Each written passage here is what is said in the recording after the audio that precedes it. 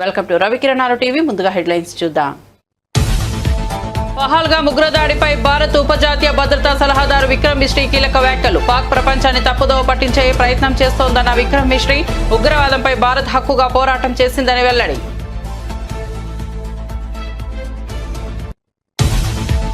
ఉగ్రవాదంపై పోరులో ప్రధాని మోదీకి అండగా ఉంటామన్న ఉప ముఖ్యమంత్రి పవన్ కళ్యాణ్. ఉగ్రవాదాన్ని ఉపేక్షించేది లేదు, పాకిస్తాన్ కు గుణపాఠం తప్పదు అని వెల్లడి. ప్రధాని మోదీ నిర్ణయాలకు సంపూర్ణ మద్దతు, చివరి ఉగ్రవాదిని ఏరివేసే వరకు అండగా ఉంటామని వ్యాఖ్య.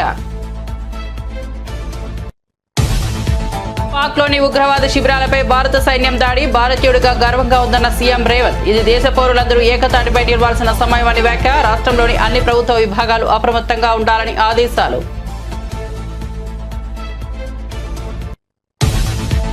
ఢిల్లీలో అమిత్ షా అత్యవసర సమీక్ష. పహల్గామ్ ఉగ్రదాడికి బదులు తీర్చుకున్న భారత్. పీఓకేలోని ఉగ్రవాద శిబిరాలపై దాడులు, ఆపరేషన్ సింధూర్ విజయవంతం. పాక్, నేపాల్ సరిహద్దు రాష్ట్రాలతో సీఎంతో Amit Shah video conference. Operation Sindoor తర్వాత తొలిసారి కేంద్ర కేబినెట్ సమావేశం. దేశ భద్రతాపరమైన పరిమాణాలను సమీక్షించేందుకు ప్రధాని నరేంద్ర మోదీ కీలక చర్యలు. పౌరుల భద్రతే తమ ప్రాథమిక లక్ష్యమని కేంద్ర వర్గాలు స్పష్టం.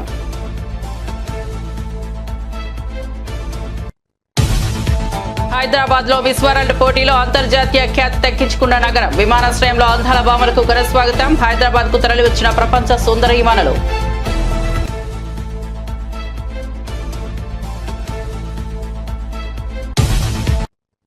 ఇక వార్త వివరాల్లోకి వెళ్తే, పహల్గామ్ ఉగ్రదాడిపై దర్యాప్తు అనంతరం భారత్ ఉపజాతీయ భద్రతా సలహాదారు విక్రమ్ మిశ్రీ కీలక వ్యాఖ్యలు చేశారు. పాకిస్తాన్ ప్రపంచంలో ఉగ్రవాదులకు సురక్షిత ఆశ్రయంగాను, శిక్షలేమి వాతావరణంగా మారిందని ఆరోపించారు. నిషేధిత అంతర్జాతీయ ఉగ్రవాదులు అక్కడ నిర్బంధం లేకుండా తిరుగుతున్నారని చెప్పారు.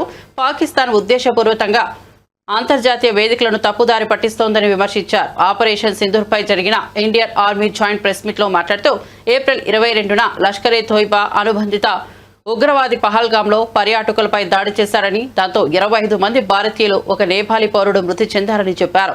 ఇది 2008 ముంబై దాడి తర్వాత పౌరులపై జరిగిన తీవ్రమైన ఉగ్రహింసగా పేర్కొన్నారు.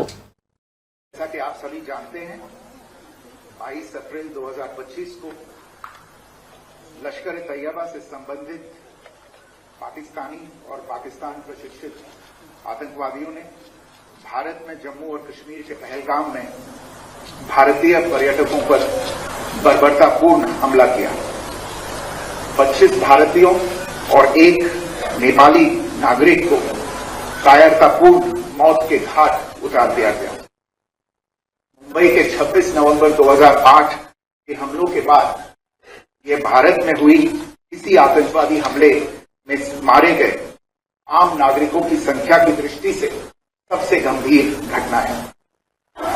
पहलगाम का हमला अत्याधिक बर्बरतापूर्ण था, जिसमें वहां मौजूद लोगों को करीब से और उनके परिवारों के सामने सिर पर गोली मारी. पाकिस्तान दुनिया भर में आतंकवादियों के लिए एक शरण स्थल के रूप में पहचान बना चुका है. यहां अंतर्राष्ट्रीय स्तर पर प्रतिबंधित आतंकवादी सजा पाने से बचे रहते हैं. इसके अलावा पाकिस्तान ने इस मुद्दे पर विश्व और फाइनेंशियल एक्शन टास्क फोर्स जैसे अंतर्राष्ट्रीय मंचों को जानबूझकर गुमराह करने के लिए भी जाना जाता है. साजिद मीर का मामला, जिसमें इस आतंकवादी को पाकिस्तान ने मृत घोषित कर दिया था और फिर अंतर्राष्ट्रीय दबाव के परिणाम स्वरूप वो जीवित पाया गया, इसका सबसे स्पष्ट उदाहरण है. ये स्वाभाविक है कि पहलगाम में हुए इस हमले से जम्मू और कश्मीर के साथ साथ भारत के अन्य भागों में भी పహల్గామ్ ఉగ్రదాడి బాధితులకు న్యాయం చేయడమే లక్ష్యంగా భారత సాయుధ దళాలు ఆపరేషన్ సింధూర్ను ప్రారంభించారని కమాండర్ ఓమికా సింగ్ తెలిపారు. ఈ ఆపరేషన్ లో 9 ఉగ్రవాద శిబిరాలను లక్ష్యంగా చేసుకుని విజయవంతంగా ధ్వంసం చేశామని చెప్పారు. గత 3.5 దశాబ్దాలుగా పాకిస్తాన్ ఉగ్రవాద మౌలిక సదుపాయాలను నిశ్చిత ప్రణాళికతో నిర్మిస్తూ వచ్చిన విషయాన్ని ఆమె గుర్తు చేశారు. నియామక కేంద్రాలు, బోధనా శిబిరాలు, ప్రారంభ శిక్షణతో పాటు రిఫ్రెషర్ కోర్సులకు అనువైన శిక్షణ ప్రాంతాలు, హ్యాండర్ల కోసం ప్రత్యేక లాంచ్ ప్యాడ్లు ఏర్పరిచిన సంక్లిష్ట వ్యవస్థను భారత్ ఈ దాడుల ద్వారా ఛేదించిందని వివరించారు. Through precision capability, as shown to you, a niche technology weapons with careful selection of warheads was ensured so that there will be no collateral damage. The point of impact in each of the target was a specific building or a group of buildings. All the targets were neutralized with clinical efficiency, and the results reiterate the professionalism of the Indian Armed Forces in the planning and execution of their operations. No military establishments were targeted. India has demonstrated considerable restraint in its response. However, it must be said that the Indian Armed Forces are fully prepared to respond to Pakistani misadventures, if any, that will escalate the situation. By Indian Armed Forces to deliver justice to the victims of Pahalgam terror attack and their families. 9 terrorist camps were targeted and successfully destroyed. Over the last 3 decades, Pakistan has systematically built terror infrastructure. It is a complex web of recruitment and indoctrination centers, training areas for initial and refresher courses, and launch pads for handlers. These camps are located both in Pakistan as well as Pakistan-occupied Jammu and Kashmir. బుధవారం ఉదయం భారత్ ప్రారంభించిన operation Sindoor అనంతరం దేశ భద్రతాపరమైన పరిణామాలను సమీక్షించేందుకు ప్రధాని నరేంద్ర మోదీ కీలక చర్యలు చేపట్టారు. పాక్ మరియు పాక్ ఆక్రమిత కశ్మీర్లోని ఉగ్రవాద శిబిరాలపై దాడుల అనంతరం ప్రధాని కేంద్ర కేబినెట్ సమావేశానికి అధ్యక్షత వహించారు. అధికారుల సమాచారం ప్రకారం దేశ భద్రతాపరమైన తదుపరి దిశను నిర్ణయించేందుకు కేబినెట్ భద్రతా సంఘం అత్యవసరంగా సమావేశమవుతోందని వెల్లడించారు. ఉగ్రదాడికి భారత ప్రభుత్వం గట్టిగా స్పందిస్తోందని, పౌరుల భద్రతే తమ ప్రాథమిక లక్ష్యమని కేంద్ర వర్గాలు స్పష్టం చేశాయి. తెలంగాణ సీఎం రేవంత్ రెడ్డి హైదరాబాద్ లో జరిగిన భద్రతా సమీక్ష సమావేశం అనంతరం కేంద్రం చేపట్టిన ఆపరేషన్ సింధూర్పై సమీక్ష నిర్వహించారు. దేశ భద్రత కోసం ప్రాణాలు అర్పిస్తున్న భారత సైన్యానికి సంఘీభావంగా తెలంగాణ ప్రభుత్వం నిలుస్తుందని ప్రకటించారు. ఈ నేపథ్యంలో ఆర్మీకి మద్దతుగా రాష్ట్ర వ్యాప్తంగా సంఘీభావ ర్యాలీ నిర్వహించనున్నట్లు ప్రకటించారు. హైదరాబాద్ లోని ఎల్బీ నగర్ నుండి ట్యాంక్ బండ్ వరకు ర్యాలీ నిర్వహించనున్నట్లు సమాచారం. పాకిస్తాన్లోని ఉగ్రవాద స్థావరాలపై భారత్ చేపట్టిన ఆపరేషన్ సింధూర్ దేశానికే గర్వకారణమని ఆంధ్రప్రదేశ్ డిప్యూటీ సీఎం పవన్ కళ్యాణ్ తెలిపారు. పహల్గాం ఘటనకు ప్రతీకారం తీర్చుకోవాలని దేశమంతా ఎదురు చూసిందని, ప్రధానమంత్రి నరేంద్ర మోదీ నేతృత్వంలో భారత రక్షణ దళాలు పాక్కి తగిన బుద్ధి చెప్పాయన్నారు. పాకిస్తాన్ కు అనుకూలంగా మాట్లాడే నేతలు తమ వైఖరిని మార్చుకోవాలని హెచ్చరించారు. భారత సైన్యాన్ని కించపరిచే విధంగా సోషల్ మీడియాలో తప్పుడు ప్రచారం చేసిన వారిపై కఠిన చర్యలు తీసుకుంటామని చెప్పారు. దేశ భద్రతకు సంబంధించి భారత సైన్యం తీసుకున్న ఈ కార్యాచరణ పట్ల ఆయన అభినందనలు తెలిపారు. దేశ గౌరవాన్ని నిలబెట్టిన సైనికులకు ప్రతి పౌరుడు కృతజ్ఞతలు తెలియజేయాలని పిలుపునిచ్చారు. ఏప్రిల్ 22వ తారీఖున పహల్గామ్లో టూరిస్టులుగా వెళ్ళిన చాలామందిని మతం పేరు మీద అడిగి చాలా ఘాతుకంగా చంపేశారు. దేశం మొత్తం పుట్టెడు శోకంలో మునిగిపోయింది. నువ్వు హిందువా కాదా అని చెప్పి అడిగి మరీ చంపేసిన విధానం చాలా చాలా దారుణంగా ఉంది. చనిపోయిన 27 మందిలో కూడా 2 ఆంధ్ర ప్రాంతానికి చెందిన వాళ్ళు కూడా ఉన్నారు. హిందువా ముస్లిమా అనే అర్థం తేల్చుకోవడానికి కల్మా చదవము. ఇంత ఘాతుకంగా చంపిన తర్వాత దేశం మొత్తం కూడా ఒక డెసిసివ్ యాక్షన్, ఒక బోల్డ్ యాక్షన్ కోసం ఎదురు చూస్తుంది. అది నిన్న రాత్రి జరగటం. ఇలాంటి సమయంలో దాదాపు 9 ప్రాంతాల్లో 15 కిలోమీటర్ల నుంచి దాదాపు 200 కిలోమీటర్ల లోపల వరకు వెళ్ళి భారతదేశ సైన్యం అక్కడున్న మిలిటరీ ఎస్టాబ్లిష్మెంట్స్కి దాడి చేయకుండా, అక్కడున్న సివిలియన్ క్యాజువాలిటీస్ లేకుండా కేవలం ఎవరైతే ఉగ్రవాద సంస్థలు ఉన్నాయో, ముఖ్యంగా ఈ 3 సంస్థల మీద ప్రత్యేకించి దాడులు జరపడం, వాటిని ధ్వంసం చేయడం నిజంగా ఇది భారతదేశం ప్రతి ఒక్కరు హర్షించదగ్గ విషయం. ఎందుకంటే 90s నుంచి కూడా కశ్మీర్ అనేది మనకి ఎప్పటి నుంచి Kashmir is an integral part of our nation, as undeniable fact. అది పాకిస్తాన్ ప్రేరేపిత ఉగ్రవాద మూకలు ఇది 90లో కూడా ఇలాగే కశ్మీరీ హిందూస్ని కశ్మీరీ పండిట్స్ని చంపేశారు. ఇట్లాగే చంపేసి కొంతమంది గతంలో కూడా చంపేస్తే అలాగే వాళ్ళని అంత్యక్రియలు చేయడానికి వాళ్ళని శ్మశానం దగ్గర తీసుకెళ్తే అక్కడ కూడా మిగతా కొంతమంది హిందువులను చంపేశారు. సో హిందువుల మీద దాడి అనేది ఇది అనాదిగా జరుగుతూనే ఉంది. కానీ I think it is a right time to take a decisive and bold action. It's a commendable job done by our army personnel and defense personnel, and we have to appreciate them. We'll stand by them under the leadership of Honorable Prime Minister Modi ji. We will stand by you, sir, and whatever you have taken, whatever decision, bold action, bold decision you take, we're going to stand by you. We are with you. This is a time of war, not a full-blown war, but it is a protracted war, which will continue for a long time. And Pakistan should be taught a tough lesson, because they are the ones who are harboring these terrorists. No matter where a bomb blast happened, including in Hyderabad, including in Lumbini Park few decade plus back, in Gokul Chat, this has become a menace. I think under the new leadership of Modi ji, the tough leadership of Modi ji, central government will take a decisive action on any kind of terrorist and any kind of terrorism act. At the same time, I appeal to all the people of our nation, as a civilian person, when military is waging a war, what we have to do? Military యుద్ధం చేస్తున్నప్పుడు మనం ఏం చేయగలం అని అనుకున్నప్పుడు ప్రతి civilian కూడా, including all the civilians of our nation, we have a role to play. Make sure any kind of anti-national rhetoric happens on social media. Make sure you give a counter-attack. Make sure they'll be brought to justice. Make sure you'll be conveyed to the relevant cybercrime departments.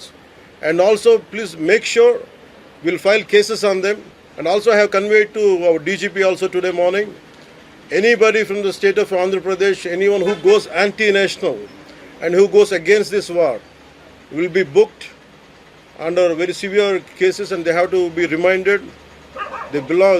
Any kind of attack on a nation from outside or within nation will be taken quite seriously. They have to take this into consideration, and they have to, especially celebrities, especially who think their social media influencers, don't comment about army. You don't know the ABC of how to safeguard the borders of this nation. You never know. So, as the dogs are barking right now, simply don't bark on social media. Anything about entire nation. Please don't bark on social. పాకిస్తాన్లో ఉగ్రవాద స్థావరాలపై భారత సైన్యం ముట్టడి నిర్వహించిన నేపథ్యంలో ఆంధ్రప్రదేశ్ వ్యాప్తంగా ప్రజల్లో ఉత్సాహం కనిపించింది.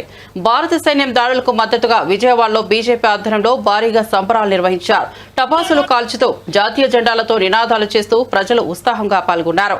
బీజేపీ పార్టీ కార్యాలయం నుంచి సీతారాంపురం వరకు విజయరథం వలె ర్యాలీ సాగింది. దేశ భద్రత కోసం ప్రాణాలను సైతం లెక్క చేయని భారత జవాన్ల ధైర్యాన్ని ప్రశంసిస్తూ దేశభక్తిని ప్రదర్శిస్తూ యువత, మహిళలు పెద్ద సంఖ్యలో పాల్గొన్నారు. ఈ సందర్భంగా భారత్ మాతాకి జై నినాదాలతో వాతావరణం మారుమోగిపోయింది.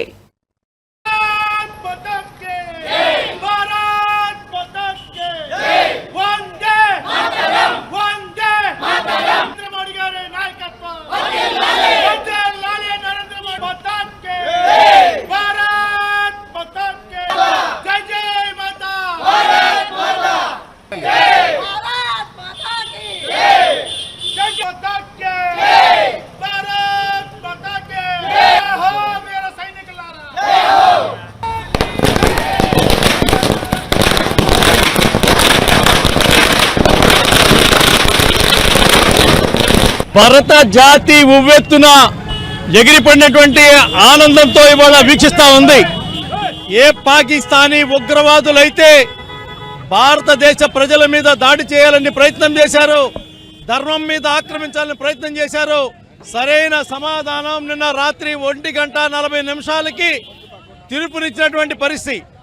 వీరులైనటువంటి భారత సైనికులు ముష్కర మూకల ఉగ్రవాద శిబిరాల మీద దాడి చేసి ఎవరైతే రూపకల్పన చేశారో, సూత్రధారున్నారో వాళ్ళని అంతమొందించినందుకు ఇవాళ ఆనందాది హర్షాతి రేఖలు వ్యక్తం చేస్తూ ఈ రోజున మనం టపాకాయల సంబరం చేయడం జరిగింది.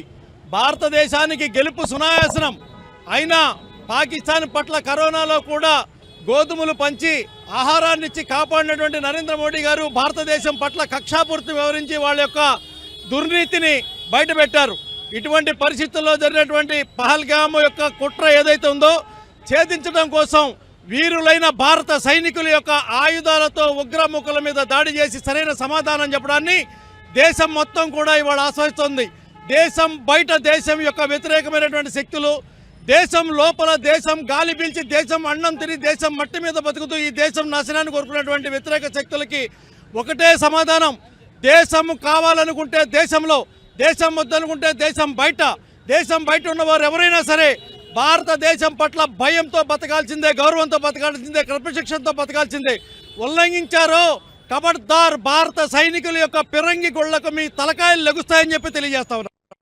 మిస్ వరల్డ్ 2025 పోటీలు జరిగే హైదరాబాద్ ఇప్పుడు అందాల బామల ఆతిథ్యానికి సిద్ధమవుతోంది. పోటీలలో పాల్గొనే అందాల పోటీదారులు శంషాబాద్ విమానాశ్రయానికి చేరుకోగా అధికారులు వారికి తెలంగాణ సంప్రదాయ పద్ధతిలో ఘనంగా స్వాగతం పలికారు. డప్పుల చెప్పులు, పల్లకి నృత్యాలతో కూడిన సాంప్రదాయ శోభతో హారతులు పట్టి సింధూరంతో అలంకరించి ఆతిథ్యం అందించారు.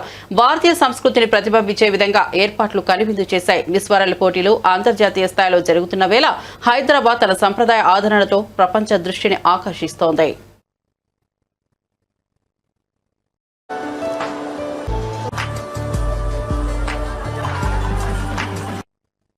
తాడేపల్లిలోని వైఎస్ఆర్సీపీ కేంద్ర కార్యాలయంలో మాజీ సీఎం వైఎస్ఆర్సీపీ అధినేత వైఎస్ జగన్మోహన్ రెడ్డి సమక్షంలో పలువురు రాష్ట్ర స్థాయి ఉద్యోగ సంఘాల నాయకులు పార్టీలోకి చేరారు. ఏపీ ఎన్జీఓ మాజీ రాష్ట్ర అధ్యక్షులు బివి సుబ్బారావు, బండి శ్రీనివాసరావుతో పాటు ఉమామహేశ్వరరావు, ఎం విజయసింహారెడ్డి, తోట సీతారామాంజనేయులు అసోసియేషన్ మాజీ నేతలు వైఎస్ఆర్సీపీలో చేరారు. ఈ కార్యక్రమంలో వైఎస్ఆర్సీపీ ఎంప్లాయీస్ వింగ్ రాష్ట్ర అధ్యక్షుడు ఎన్ చంద్రశేఖర్ రెడ్డి పాల్గొన్నారు. పార్టీకి బలమిచ్చే కీలక నేతల చేరికతో వైఎస్ఆర్సీపీలో ఉత్తేజం నెలకొంది. విశాఖపట్నంలోనే కంపెనీలకు ఎకరాల కొద్దీ భూములు 99 పైసలకే కేటాయించడం ఎంతవరకు న్యాయమని మాజీ ఎమ్మెల్యే విశ్వేశ్వరరెడ్డి ప్రశ్నించారు. అదేవిధంగా అనంతపురంలో పరిశ్రమలు పెట్టేందుకు ఎందుకు భూములు ఇవ్వడం లేదని మండిపడ్డారు. ఒకే రాష్ట్రంలో ప్రాంతాల వారీగా వివక్ష చూపడం సరికాదని, విశాఖలో కంపెనీలకు విరివిరిగా భూములు ఇచ్చి రాయలసీమ జిల్లాలను నిర్లక్ష్యం చేయడం ప్రభుత్వ వైఫల్యమని వ్యాఖ్యానించారు. చంద్రబాబు నాయుడు గారి మనకు మభ్యపెట్టే మాటలు చెప్పి ముందుకు పోతున్నాడు అనేటువంటిది ఈ సందర్భంగా నేను తెలియజేస్తా ఉన్నా. మేము ఒకటే అడుగుతా ఉన్నాం. ఇప్పుడు టీసీఎస్ కంపెనీకి వైజాగ్లో 99 పైసలకు భూమి ఇస్తావు. ఉర్సా లాంటి 3 నెలలు కూడా పుట్టినటువంటి కంపెనీలకు 99 పైసలకు భూములు ఇస్తా ఉన్నావు. మీ అనుయాయులకంతా భూములు 99 పైసలకే కట్టబెడతావు. అసలు 99 పైసలు అనేది ఉందా? 99 పైసలు ఎక్కడైనా చూడగలమా మనం? ఈరోజు 99 పైసలు భూములు కట్టబెడతా ఉన్నాడు, ఉద్యోగాలు కల్పిస్తారు వాళ్ళని చెప్పి. మా జిల్లాలో విస్తారంగా ఉన్నాయి కదా, అతి విశాలమైనటువంటి జిల్లా కదా అనంతపూర్ జిల్లా. ఈ జిల్లాలో లక్షల ఎకరాలు బీడ్లుగా ఉన్నాయి. ఇక్కడ ఎందుకు అట్లాంటి సౌకర్యం మీకు కల్పించాలని నేను అడుగుతా ఉన్నా. అనంతపూర్ జిల్లా లాంటి జిల్లాలు మీకు అత్యధిక స్థానాలు ఇచ్చినటువంటి జిల్లా ఇవి. మరి ఇక్కడ ఎందుకు మీరు అవసరమైన భూములు కేటాయించి ఇక్కడ భారీ పరిశ్రమలు తేవడానికి ఎందుకు ప్రయత్నించాలని చెప్పి నేను చంద్రబాబు నాయుడు గారిని అడుగుతా ఉన్నా ఈ సందర్భంగా. అందుకని ఈ రాష్ట్ర ప్రభుత్వం విధానాలు ఈరోజు అభివృద్ధి చెందిన ప్రాంతాలను మరింత అభివృద్ధి వైపుగా, వెనుకబడిన ప్రాంతాలను మరింత పాతాళంలో పడేసేటువంటి విధంగా ఉన్నాయి ఈ విధానాలు సవరించుకోవాలని చెప్తున్నాం.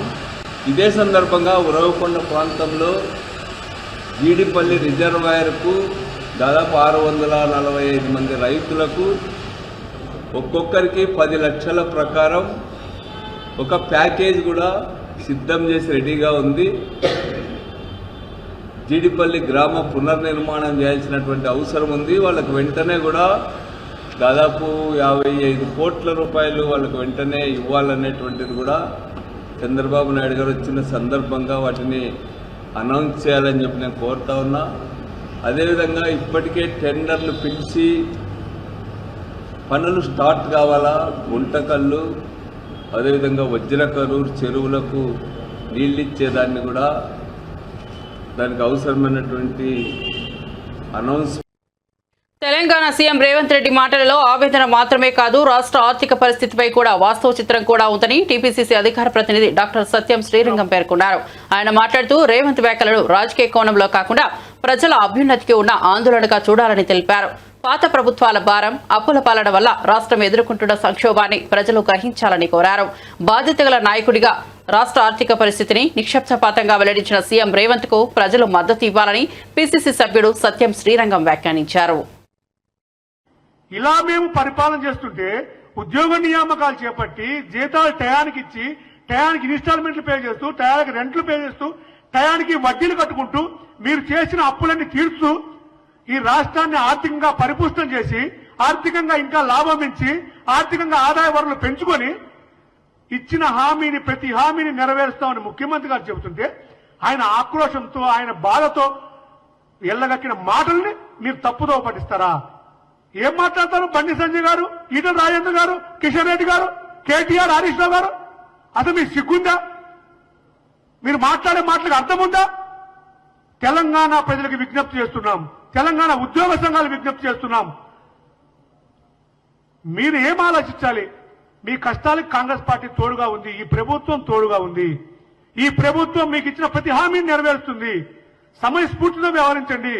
ఇది నరనినాదంగా చేయాల్సిన సమయం కాదు. ఇది ముఖ్యమంత్రి గారు ఒక్కడే ఆవేదన కాదు, ప్రతి నాయకుడు, ప్రతి కాంగ్రెస్ పార్టీ కార్యకర్త, ప్రతి తెలంగాణ పౌరుడి ఆవేదన. మీరున్న 3%కి 97% ఉన్న ప్రజలు బెదిరించడం అంటే అది తప్పు. అది కాదు మీ ఆవేదన. మీరు ఆవేదన వెళ్ళగక్కాలంటే మంత్రుల దగ్గర రండి, ముఖ్యమంత్రి కలవండి. గతంలోలాగా ముఖ్యమంత్రి కలవని పరిస్థితి కాదు కదా. ముఖ్యమంత్రి ఈ రోజు ప్రతి వ్యక్తిని కలుస్తున్నాడు. ఈ రాష్ట్రానికి ఏది మంచి సరే ఆ వ్యక్తికి సలహా తీసుకుంటున్నారు. 24 గంటల్లో 18 గంటలు ముఖ్యమంత్రి గారు పనిచేస్తున్నారు. ఇంకేం చేయాలి? ఈ రోజు కూడా నేను ఒకటే చెప్తాను, రాష్ట్ర కాంగ్రెస్ పార్టీ అధికార ప్రతినిధిగా, ముఖ్యమంత్రి గారు ఆవేదన అర్థం చేసుకోండి. ఈ రాష్ట్రాన్ని గాడిలో పెట్టే పరిస్థితికి మీరు సహకరించండి. మీ యొక్క ప్రతి విలువైన కోరిక, మీరు విలువైన డిమాండ్, అది సానుకూలంగా స్పందించడానికి ఈ ప్రభుత్వం సిద్ధంగా ఉంది. ఇంతకుముందే టీవీలో చూసాం, దాని మీద ఒక ఐఏఎస్ కమిటీ వేశారు ఉద్యోగ వాళ్ళ సమస్యల మీద. అదేవిధంగా ఆర్టీసీ కార్మికులతో మా ఆర్టీసీ మంత్రి వారు పొన్నం ప్రభాకర్ గారు చర్చలు జరిపించారు, సఫలమైంది. మేమేమన్నా చర్చల ద్వారా సఫలం చేసుకోండి, చర్చల ద్వారా సమస్యలు పరిష్కరించుకోండి, చర్చల ద్వారా మీ డిమాండ్లు పరిష్కరించుకోండి అని మేము కోరుకుంటుంది ఈ ప్రభుత్వం. ఈ ప్రభుత్వం ఫ్రెండ్లీ ప్రభుత్వం, ఈ ప్రభుత్వం ప్రజాప్రభుత్వం, ఈ ప్రభుత్వం తెలంగాణ ప్రజల ఆకాంక్షల మేరకు ఏర్పడ్డ ప్రభుత్వం. ఈ ప్రభుత్వం ప్రజాస్వామ్యయుతంగా ఈ రాష్ట్రాన్ని పరిపాలిస్తున్న ప్రభుత్వం. ఇలాంటి పరిస్థితుల్లో మీరు మాట్లాడడం, అవాకులు చెవాకులు మాట్లాడడం తగదు. మీరు ప్రతిపక్షాల కుట్రలో భాగం కావద్దు. మీరు ప్రతిపక్షాల కుట్రలో మీరు పావులు కావద్దు. ప్రతిపక్షాల కుట్ర మీరు. హైదరాబాద్ లో భద్రతా దళాల ఆధ్వర్యంలో డిఫెన్స్ మాక్ డ్రిల్ ప్రారంభమైంది. Secunderabad, Varedpally, Kacheguda railway station, Hitec City, Cyber Towers, Telangana secretariat కూడలి వంటి కీలక ప్రాంతాల్లో సైరన్లు మోగడంతో నగర వాసుల్లో కాసేపు ఉత్కంఠ నెలకొంది. సెక్రటేరియట్ వద్ద 2 నిమిషాల పాటు ఫైర్ సిబ్బంది సైరన్ మోగించారు. అత్యవసర పరిస్థితి ఉత్పన్నమైతే ఎలా స్పందించాలో తెలుసుకునే ఉద్దేశంతో మాక్ డ్రిల్ చేపట్టినట్లు అధికారులు తెలిపారు. నగరంలో జరిగే ఈ ముందస్తు భద్రతా సిద్ధాంత పరీక్షల వల్ల ప్రజలు భయపడాల్సిన అవసరం లేదని, ఇది కేవలం అవగాహన పెంచే చర్య అని వెల్లడించారు.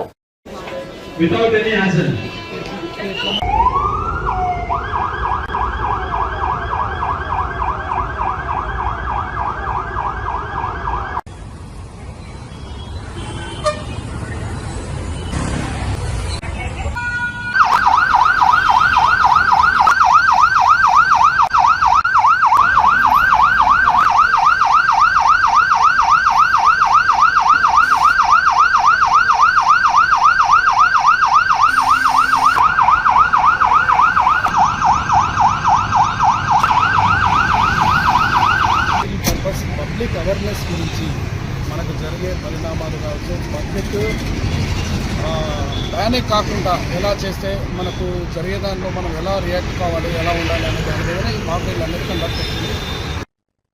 సిద్దిపేట మండలం ఈర్కోడ్ గ్రామంలోని ఐకేపీ సెంటర్ ను సందర్శించిన మాజీ మంత్రి ఎమ్మెల్యే హరీష్ రావు వర్షానికి తడిసి మొలకెత్తిన ధాన్యాన్ని పరిశీలించారు. వెంటనే ధాన్యం కొనుగోలు చేయాలని అధికారులు ఆదేశించారు. రైతులకు అండగా ఉంటానని భరోసా ఇచ్చారు. ఈ సందర్భంగా సీఎం రేవంత్ రెడ్డిపై తీవ్రంగా విరుచుకుపడ్డారు. అందాల పోటీల మీద పెట్టే శ్రద్ధ రైతుల మీద పెట్టడం లేదు. బ్యాగులు కూడా ఇవ్వలేని పరిస్థితి వస్తే అది పాలన వైఫల్యమని విమర్శించారు. కేసీఆర్ హయాంలో ఇలాంటి ఆలస్యాలు ఎప్పుడూ లేవని గుర్తు చేశారు. రైతుల ఉసురు పోసుకుంటున్న రేవంత్ పాలన చేత కాకపోతే రాజీనామా చేయాలంటూ సూటిగా మండిపడ్డారు. రేవంత్ రెడ్డి మాటలు కోటలు దాటుతున్నాయి గాని చేతలు గడప దాటిన పరిస్థితి ఉంది. హైదరాబాద్ లో కూర్చొని అందాల పోటీల మీద రోజు రివ్యూ చేస్తా ఉన్నాడు రేవంత్ రెడ్డి. కానీ అకాల వర్షాల వల్ల కల్లాల్లో వడ్లు మొలకలెత్తుతా ఉన్నాయి. కొనే దిక్కు లేదు. అధికారులు ఎవరు కూడా కల్లాలకు తిరగడం లేదు. రైతులు బోరున విలపిస్తా ఉన్నారు. మూలిగే నక్క మీద తాటిపండు పడ్డట్టు అయిపోయింది రైతుల పరిస్థితి. నీ పుణ్యమాని రుణమాఫీ కాకపాయే, రైతు బంధు వడకపాయే, ఏదో కష్టపడి ఆరుగాలం కష్టం చేసి అప్పులు తెచ్చి పంట పండిస్తే ఈ వడగళ్ల వానతో అకాల వర్షాలతో పండిన పంట కొనే దిక్కులేక ఇలా రైతులు తీవ్రమైనటువంటి ఆవేదనలో ఉన్నారు. రేవంత్ రెడ్డి కొంచెం రైతుల గురించి పట్టించుకో. చిల్లర మాటలు మాట్లాడు కాదు. రాష్ట్ర ఆదాయం పెంచడం చేత కాదంటావు, అప్పులు ఉడతలేవని మాట్లాడుతావు. అసలు నువ్వు ఒక ముఖ్యమంత్రిగా నువ్వు పూర్తిగా ఫెయిల్ అయిపోయినావు. ఇప్పుడు ఈ కొత్త ముచ్చట్న కేసీఆర్ ఉండగా 11 విడతల్లో కరోనా వచ్చినా, పెద్ద నోట్ల రద్దయినా, ఆర్థిక మాంద్యం ఉన్నా ఎన్నడూ రైతు బంధు పైసా రూపాయి ఆగలే. కేసీఆర్ గారు ఉన్నప్పుడు ఏ రోజు వడ్ల కొనుగోలు విషయంలో గింత తిప్పలు కాలే. నువ్వు వచ్చినాకనే అయితే కాంటాలు పెడతలేరు, లారీలు వస్తలేవు, సంచులు పంపినరు. 100 సంచులు ఇస్తే 40 సంచులు పొక్కలు పడే ఉన్నాయి. ఆ సంచులన్నా చక్కగా ఇచ్చే పరిస్థితి లేదు. అసలు నువ్వు గన్ని బ్యాగులు కూడా కొత్తవి కొని రైతులకు ఇచ్చే తెలివి తేటలు కూడా మీకు లేవా అని నేను అడుగుతా ఉన్నా. ఇక సంచులు కూడా సప్లై చేసే శాతం అయితే లేదా మీ గవర్నమెంట్ కు? నా గన్ని బ్యాగులు దొరికాయి, లారీలు రావు, కాంటాలు పెట్టరు, ఆ మిల్లులకు పోతే దించుకోడు, 5 కిలోల తరగంటున్నారు, రైతుల్ని ఇబ్బంది పెడతా ఉన్నారు. నేను ఇలా సిద్దిపేట రూరల్ మండలం ఇరుకోడు గ్రామంలో వస్తే ఏ కుప్పలో చేయి పెట్టినా కూడా మొలకెత్తిన వడ్లే కనబడతా ఉన్నాయి. హైదరాబాద్ లో కూర్చొని ఉత్తమ్ కుమార్ రెడ్డి ఏమో మేము కొంటున్నాం అని ఏడగొంటున్నాం. మరి మొలకలెత్తి ఈ రోజు వడ్లు నల్లబడిపోతున్నాయి. ఇప్పుడు వర్షం పడంగానే వెంటనే ఎత్తి రైస్ మిల్లులకు అలాట్మెంట్ ఇచ్చి బాయిల్ రైస్ చేసుకోవచ్చు కదా. రెవెన్యూ వ్యవస్థ ఏం చేస్తున్నారు? కలెక్టర్లు, ఆర్డీఓలు, ఎంఆర్ఓలు, DM civil supplies, agriculture department ఏం చేస్తుంది అని నేను అడుగుతా ఉన్నా. ఆ రోజు కేసీఆర్ గారి ప్రభుత్వం ఉన్నప్పుడు ఆయన వాన పడితే ఎంఆర్ఓలు పోయి సెంటర్లలో కూర్చొని ఆర్ఐఓ కాడ, డిటిఓ కాడ, ఎంఆర్ఓ కాడ కూర్చొని ఆర్డీఓలు తిరుక్కుంటా మిల్లులకు వెంటనే దించిపిచ్చి రైతుల్ని కాపాడుకునే ప్రయత్నం చేసినాం. నువ్వు రైతు బంధు చేయపోతివి, రుణమాఫీ చేయపోతివి, కనీసం పండిన వడ్లు కూడా కొనే తెలివి లేదా నీ ప్రభుత్వానికి అని అడుగుతా ఉన్నా. చేత కాకపోతే దిగిపో. ఎందుకంటే నువ్వు అప్పు ఉట్టదంటావు, పైసా పెంచనంటావు, వడ్లు కొననంటావు, రైతు బంధు వేయనంటావు, రుణమాఫీ చేయనంటావు. మరి ఇక నువ్వు ఎందుకున్నావు? ఆనాడేమో పాకిస్తాన్ పై యుద్ధానికి భారత్ దూరంగా ఉండాలని, పోరాటం ఉగ్రవాదం మీద మాత్రమే కేంద్రీకృతం అవ్వాలని సిపిఐ సీనియర్ నాయకుడు నారాయణ హితవు పలికారు. భారత ఆర్మీ ఉగ్రవాదులను హతమార్చడానికి ట్రైనింగ్ తీసుకుంటోందని, పాక్ పై యుద్ధం చేయడానికి కాదని అన్నారు. ఉగ్రవాదం అంతమయ్యే వరకు పోరాటం న్యాయమే, కానీ పాక్ పౌరులు ప్రభుత్వంపై దాడులు చేయడం సమంజసం కాదని తెలిపారు. అలా చేస్తే ఉగ్రవాదానికి మరింత బలం చేకూరుతుందని హెచ్చరించారు. పాక్ కూడా ఉగ్రవాద నిర్మూలనలో భారత్ కు సహకరించాలన్నారు. శాంతి సహనంతో సమస్యలకు పరిష్కారం కనుగొనాలని నారాయణ సూచించారు. India got tried to kill the terrorists in Pakistan, but not war on the Pakistan, because war is different, and choosing the terrorist and the killing is justified because they created so much of havoc. The terrorism should not be supported. Even in Pakistan also, they are creating more trouble to internal politics also. That's why even Pakistan also should think that terrorism should not be allowed. The Pakistan and India also put together to fight against the terrorism. Wherever terrorists, they should be killed. But the CPI is against of the war in Pakistan, because the war is nothing but it would be strengthened against the terrorists. That we should not use that weapons against the Pakistan people or government. Then terrorism will be strengthened. That's why we appeal that our fight should be only targeted terrorists, not on the Pakistan. కోసం చూస్తూనే ఉండండి రవికిరణాలు TV.